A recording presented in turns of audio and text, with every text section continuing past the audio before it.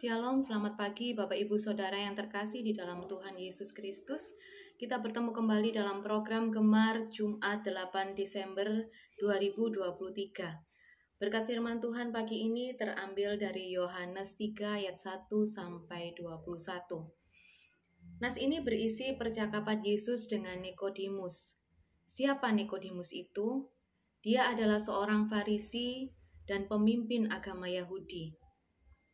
Injil Yohanes menggambarkan Nikodemus sebagai orang yang berhati lurus dan setia. Namun dia juga penakut dan tidak memahami Yesus ketika mereka saling berhadapan. Hal lain dari Nikodemus adalah bahwa dia menyaksikan sendiri mujizat yang Yesus lakukan.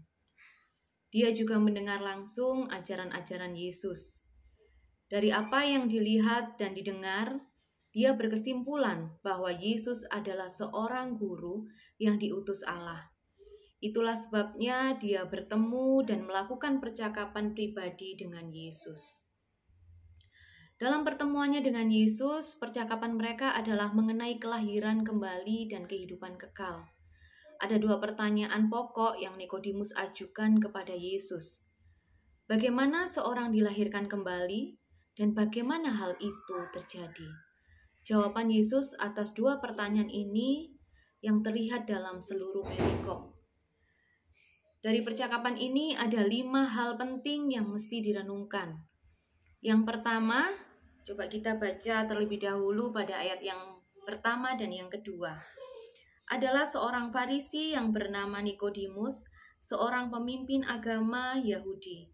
Ia datang pada waktu malam kepada Yesus dan berkata, "Rabi, kami tahu bahwa engkau datang sebagai guru yang diutus Allah.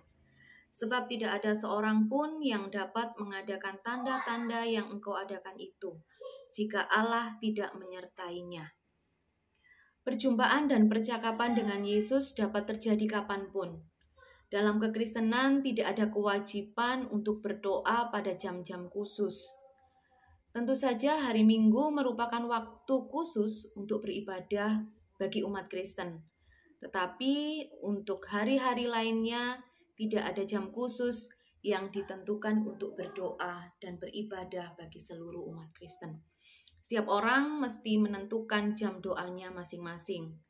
Begitu pula dalam konteks keluarga, setiap keluarga dapat menentukan sendiri jam untuk ada dalam mezbah keluarga. Karena itu, mezbah keluarga dapat terjadi pada pagi hari, malam hari, atau keduanya. Mengapa tidak ada jam doa yang seragam dalam kekristenan? Karena Yesus memberikan kebebasan bagi setiap orang atau keluarga untuk datang kepadanya dengan sukarela. Dia mau agar umatnya datang kepadanya dengan rasa nyaman dan sukacita, bukan karena terpaksa atau diwajibkan. Itulah yang Nikodemus lakukan. Dia datang kepada Yesus setelah menyelesaikan kesibukannya hari itu. Dia juga datang kepada Yesus secara pribadi, bukan karena ingin dilihat oleh orang lain. Hal inilah yang dapat kita teladani. Kita mesti datang kepada Yesus sesuai waktu yang ada pada kita. Dengan demikian, kita tidak akan merasa terburu-buru atau dikejar waktu. Selain itu, fleksibilitas waktu untuk bertemu dengan Yesus membuat relasi dengannya menjadi semakin intim. Tidak perlu diketahui oleh orang lain. Sudah cukup apabila pertemuan itu membawa perubahan ke arah yang lebih baik. Kedua, kita akan baca di ayat yang ketiga sampai yang ketujuh. Yesus menjawab katanya, "Aku berkata kepadamu, sesungguhnya jika seorang tidak dilahirkan kembali, ia tidak dapat melihat kerajaan Allah." Kata Nikodemus kepadanya, "Bagaimanakah mungkin seorang dilahirkan kalau ia sudah tua? Dapatkah ia masuk kembali ke dalam rahim ibunya dan dilahirkan lagi?" Jawab Yesus, "Aku berkata kepadamu, sesungguhnya jika seorang tidak dilahirkan dari air dan roh, ia tidak dapat masuk ke dalam kerajaan Allah. Apa yang dilahirkan dari daging adalah daging, dan apa yang dilahirkan dari roh adalah roh. Janganlah engkau heran karena aku berkata kepadamu, kamu harus dilahirkan kembali. Kerajaan Allah hanya dapat dilihat melalui kelahiran kembali dalam roh. Kerajaan Allah yang dimaksud di sini bukanlah soal tempat, melainkan suasana. Maksudnya suasana di mana nilai-nilai Injil dirasakan. Yang ketiga, kita baca pada ayat yang ke-8 sampai yang ke-13. Angin bertiup kemana ia mau, dan engkau mendengar bunyinya. Tetapi engkau tidak tahu dari mana ia datang atau kemana ia pergi. Demikianlah halnya dengan tiap-tiap orang yang lahir dari roh. Nikodemus menjawab katanya, bagaimanakah mungkin hal itu terjadi? Jawab Yesus, engkau adalah pengajar Israel dan engkau tidak mengerti hal-hal itu?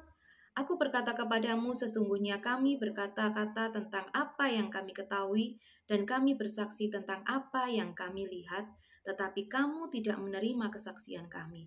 Kamu tidak percaya waktu aku berkata dengan kamu tentang hal-hal duniawi. Bagaimana kamu akan percaya kalau aku berkata-kata dengan kamu tentang hal-hal surgawi? Tidak ada seorang pun yang telah naik ke surga selain daripada Dia yang telah turun dari surga, yaitu Anak Manusia. Kelahiran kembali mesti membawa hidup baru yang berdampak bagi sesama. Poin ini masih punya kaitan erat dengan poin kedua di atas, namun poin ini menekankan dampak yang baik kepada sesama. Seseorang tidak dapat disebut mengalami kelahiran kembali apabila tidak membawa kebaikan bagi sesamanya. Apabila kalau ada yang mengklaim dirinya telah lahir baru, namun justru menjadi momok yang menakutkan bagi sesamanya. Yang keempat, di ayat yang ke-14 sampai yang ke-17. Dan sama seperti Musa meninggikan ular di padang gurun, demikian juga Anak Manusia harus ditinggikan, supaya setiap orang yang percaya kepadanya beroleh hidup yang kekal. Karena begitu besar kasih Allah akan dunia ini, sehingga Ia telah mengaruniakan anaknya yang tunggal, supaya setiap orang yang percaya kepadanya tidak binasa, melainkan beroleh hidup yang kekal. Sebab Allah mengutus anaknya ke dalam dunia bukan untuk menghakimi dunia, melainkan untuk menyelamatkannya oleh Dia. Yesus adalah anak tunggal Allah yang diutus untuk menyelamatkan dunia. Sejak pemberontakan Adam dan Hawa di Taman Eden, seluruh ciptaan ada dalam ancaman kebinasaan. Namun Allah tidak tinggal diam. Dia sangat mengasihi ciptaannya, teristimewa manusia yang adalah gambar dan rupanya. Karena itu Dia mengutus anaknya yang tunggal untuk menjadi juru selamat dunia. Dengan demikian setiap orang yang percaya kepadanya akan memperoleh hidup baru yang kekal. Yang kelima, di ayat yang 18-21. Barang siapa percaya kepadanya, ia tidak akan dihukum. Barang siapa tidak percaya, ia telah berada di bawah hukuman. Sebab ia tidak percaya dalam nama anak tunggal Allah. Dan inilah hukuman itu. Terang telah datang ke dalam dunia. Tetapi manusia lebih menyukai kegelapan daripada terang. Sebab perbuatan-perbuatan mereka jahat. Sebab barang siapa berbuat jahat, membenci terang dan tidak datang kepada terang itu, supaya perbuatan-perbuatannya yang jahat itu tidak nampak. Tetapi barang siapa melakukan yang benar, ia datang kepada terang, supaya menjadi nyata bahwa perbuatan-perbuatannya dilakukan dalam Allah. Hukuman bagi orang yang tidak menerima Yesus adalah membenci terang dan menyukai kegelapan. Pada bagian ini, Yesus mengatakan bahwa bentuk hukuman bagi orang yang tidak percaya kepadanya adalah membenci terang dan menyukai kegelapan. Apa maksudnya? Maksudnya adalah bagi Yesus, hukuman yang paling berat bukanlah dalam bentuk fisik atau mental, melainkan keterasingan. Keterasingan adalah bentuk hukuman yang melampaui hukuman fisik maupun mental. Sebab keterasingan sama dengan kegelapan. Orang yang ada dalam kegelapan diperhadapkan dengan kebutaan total, relasi dengan sekitarnya pun hilang. Seperti itulah keadaan dari setiap orang yang mengalami hukuman dari Tuhan. Relasi dengan Tuhan terputus, Relasi dengan sesama pun demikian. Akibatnya, dia hidup dalam kesendirian, sekalipun ada relasi yang hendak dibangun dalam kegelapan, itu hanya semu, sementara. Relasi yang terjadi atau terjalin dalam kegelapan rentan terhadap berbagai ancaman seperti ketakutan, kecurigaan, kesalahpahaman, dan lain-lain. Itu tentu sangat berat untuk ditanggung. Oleh karena itu, Bapak Ibu Saudara, berdoalah agar kita tidak mengalami hukuman itu, sekalipun dosa senantiasa mengintai.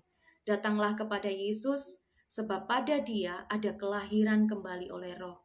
Pada Dia ada hidup baru. Pada Dia ada kehidupan kekal. Amin. Mari Bapak Ibu kita satu di dalam doa. Tuhan Yesus, kami mengucap syukur untuk firman-Mu pagi ini. Tuhan, ajar kami untuk dapat menjadi pelaku-pelaku firman, menurut akan kehendak-Mu, agar kami dapat menjadi manusia-manusia yang dapat lahir kembali, melakukan kehendak-Mu ya Bapa. Kalau sebentar kami akan melakukan setiap aktivitas kami, kiranya kami mohon penyertaan Tuhan yang sempurna atas kehidupan kami. Hanya di dalam nama-Mu kami sudah berdoa dan mengucap syukur. Haleluya, amin. Selamat pagi Bapak Ibu, selamat melakukan aktivitas. Tuhan Yesus memberkati.